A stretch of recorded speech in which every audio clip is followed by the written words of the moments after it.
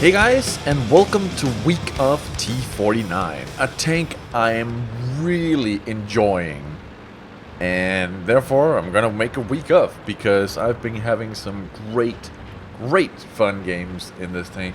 Maybe not fun as in, whoa, that was hilarious, and you know, like the way that you see it fun, but I like being very fast, very annoying, and being able to deal damage to everything in the game. And that's what you can do with this T49, because it has the 152 millimeter gun. The gun launcher is it's even called on this one, and it's the same as the KV2. And for the first small period of time, I'm going to be sitting on this hill. I'm covered by all this green around me. All the trees do provide cover, if we are to believe Wargaming, and I believe in Wargaming. I do. Yes. Yes, I trust in Wargaming. Oh, and yeah. So instead of just rushing into the city, I do that sometimes, and just sit in the courtyard around there and just wait for something to happen and something for me to shoot. I decided to just sit here and assess the situation for a little bit, because if something was coming, like the WZ or the AMX 1390, I was going to go for those instead. But they don't seem to be coming, and I'm just gonna go here and just peek a little bit. Is something coming? Nope, something is not coming. There's a T-34 over there. I got spotted, but he did fire, and I'm just gonna aim here, and aim and fire, and do around 300 damage, which is reasonable. The average damage that you should expect from this gun when firing at almost anything is between 200 to 400 damage. And then there are the cases where you don't think and just go, oh, it's a derp gun, I'll just fire and hit some spaced armor, or hit some very armored armor, derp, a little derp there, and then you're gonna roll those below 200, like 150, 80, very low stuff. Like if a mouse has super spall liner on, super heavy spall liner on, you're gonna do like 80 damage to him with this gun, even if you hit him right in the side, and that's really annoying. But there's no mouses or mice in this game, and there's an E100, but you can do a lot of damage to the E100, and even the Jagdpanzer E100, my average in the front of that guy is like around 300 actually. It's pretty high for something that is as armored as the Jagdpanzer E100. I'm still just assessing the situation here. Where should I go? Should I go here? Should I go there? I could go anywhere really, but right behind me is the Jagdpanzer E100. He just passed, and I was a little scared, so I decided to go this way instead and just take a little turn here, because I actually thought he was going to sit out there and spoil my opportunities, but he didn't. And then I decided to go and shoot him in the rear. And if they are getting low on HP, then you are a perfect cleanup crew to just go forward and just shoot them in the rear. In the rear of the Jagdpanzer E100, it's almost 200, 300 every single time. He decides to turn for me, which is a very bad idea, because it gave my FV a shot right in his side. That's a very bad trade for him. And when you know that this tank has almost 20 seconds reload, you don't turn when you get hit by it in the rear. You just either ignore it or shoot at something in front of you and just get out of the way. Here we see the E100 is very low on HP, and I'm like, I can go and take care of him, so the guys don't have to waste a shell on him, because that is like 67 damage for an E50M. That shell could have gone somewhere else and been a lot more helpful. Oh, VK thingamajigger. Just gonna aim here and shoot him in the side. 250 again, the average. In the middle of the average of what I usually do.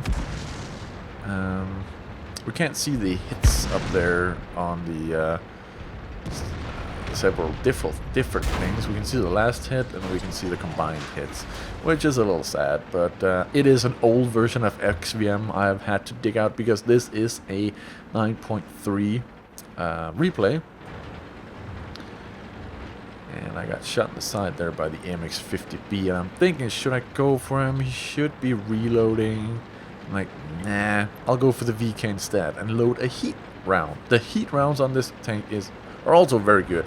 They have 152 penetration, which is very good. You can penetrate Jagdtigers in the side, you can penetrate E75s in the side, and you can also shoot all the things that you can penetrate. I'm just gonna name what you can penetrate with the standard HE rounds. And that is all American heavies. Every single one of them can be penetrated in the rear for full damage. That's insane, and we're gonna see that in some later matches. Not in this one, but yeah, don't worry, we'll see it. Also, French tank destroyers right in the side, full damage, HE. And then there are the Germans. You have to switch to the heat to penetrate them fully in the rear or the side. But you don't want to switch to heat for the Americans. And here we see. I'm just gonna take a little lucky shot here and actually penetrate the AMX-50B in the front with the 152mm heat shell. The heat shells do not cost any extra. It's normal credits, so shooting them is not cheating. The premium rounds of this tank is just a little bit more penetration on HE, and then a little bit more splash. So it's really not worth bringing any of them. Seriously, it's not. So you shouldn't. Gonna go out here and see if I can help the FV by just taking down this guy, doing a little bit of damage there. 480 on a clearly red mark. We saw that the crosshair was red, but I still did 480, which is very, very nice. And then we have the WZ here in the field. I'm not gonna bother with him because he's a light tank and he's moving fast back and forward. I see the AT-8 up north and I think, should I go for him or go for Artie? Let's go for him. And I decide to load the two premium rounds, one of the two premium rounds that I have brought, because whatever, if I can get like a penetrating shot right in the rear of him, that would be very good. But yeah, with this tank, the info panel, which I really hate the mod, is really good because then you can like highlight a tank before you engage it, and then you can see if you're supposed to load HE or heat or whatever. Let's see here, penetrate. We're not gonna penetrate, are we? Maybe. Yes, we were. Yeah, why wouldn't we? Anyways, that was that match, and the results are, as we can see here, I didn't get top because I didn't shoot all the time. I did get third class, which was the class that I got the most of, I think. Of course, fire for effect because I did more than my total HP, which is 1100. I did 1900 damage. I got 916 base XP, which is pretty decent for a game where you can't really shoot from afar all the time. You have to roll around, find your targets. Yeah, that's about it for that game. So let's move on to a little bit more exciting game, and that's going to be on Cliff. So let's go to Cliff.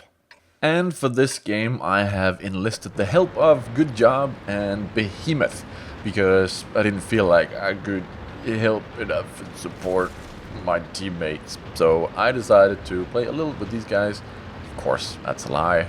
This is a completely different day, but we're on Cliff, as I mentioned earlier, and I'm going to see if I can rush up the hill, because if you rush up the hill with the T49 on Cliff, you're going to have a good time. You're going to have a very good time. And I'm going to show you why you're going to have a very good time. Because the derp gun, KV2, E100, Waffle E100, whatever. If you get this gun on high ground and you're able to hit people downward onto their engine decks, that is a full penetration every single time. Now, okay, I just got hit in the observation deck and the commander. The commander is, of course, going to get fixed once I get up here. I just wanted to be sure that I actually got up here and didn't get taken out by the Lorraine artillery, because if I did that, then there would be no point in me wasting 5,000 credits or 3,000 credits. I can't remember how much that is, but because I have 1,000 of them in my depot and I don't ever buy them, so I don't see the price ever. I'm not going to fix my observation device, even though it gives me a little bit of my better view range, but nope, didn't want to fix it this time.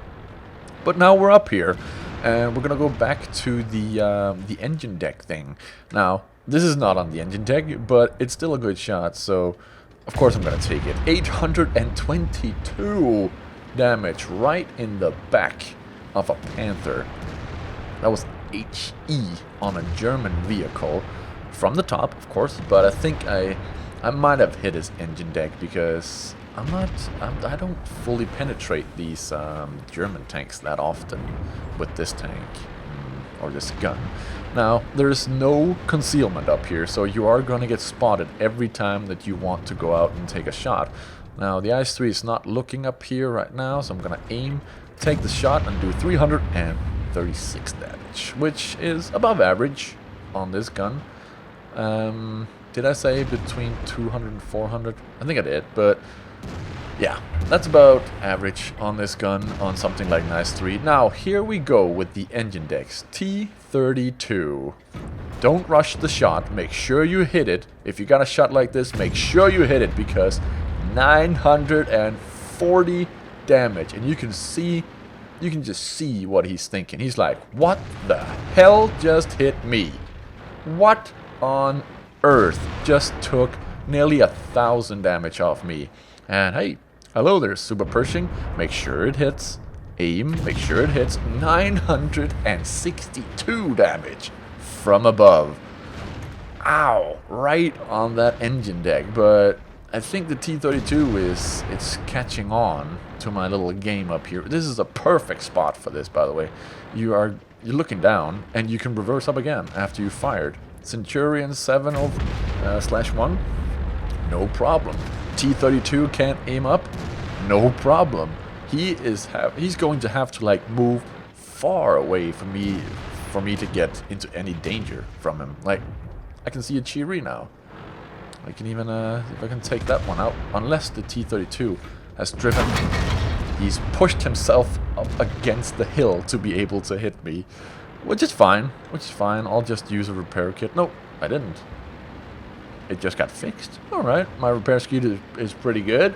So yeah, I lost my commander again, so now I can't really fix him, and my reload speed is gonna fall just a little bit, because I do have brothers in arms on this one of the tanks. Derp guns, autoloaders, they need to have brothers in arms. That's it. The rest of any other tank, okay, artillery as well, they don't need brothers in arms, really. You're gonna have to like pick that later. But I am done having fun up there. I'm just gonna waste my track here and waste my repair kit on that, and then go out here and completely miss the T-34 on the move, because I don't like getting kills, so whatever. I'm like that. I'm a hipster. But yeah, 3,558 damage from above, just because I got up on that hill, and my teammates did not push around the hill. They let them, or the cliff, or whatever, it's the cliff. They let the enemy come to them, which then in return gave me the opportunity to support from above. Am I gonna hit this one? No. That is the bane of this gun. You're gonna miss very wide open targets, and targets right in your face, like the T-32 earlier. He's on, and I still missed him. Right in front of him. But yeah, this is the first day of the week of T49. I'm gonna show off some much better games, even though this was a pretty good game. I really enjoyed firing down on those guys, and I got Fire for Effect, Bruiser, and Scout for rushing up the hill there. And as we can see here, I got 1226 base XP with 3 kills, and yep, 3,500 damage. And spawning damage was only 645, so that was not as good. I'm not a very good scout in T49 because I don't feel like it's a scout. It's not mobile enough to be a scout. It can scout, yeah, it can surely, and we're gonna see that on Redshire and other maps where I really like going to a certain spot, Erlenberg, for instance, as well. But yeah, this was day 1, and I hope you enjoyed, and I'll see you tomorrow.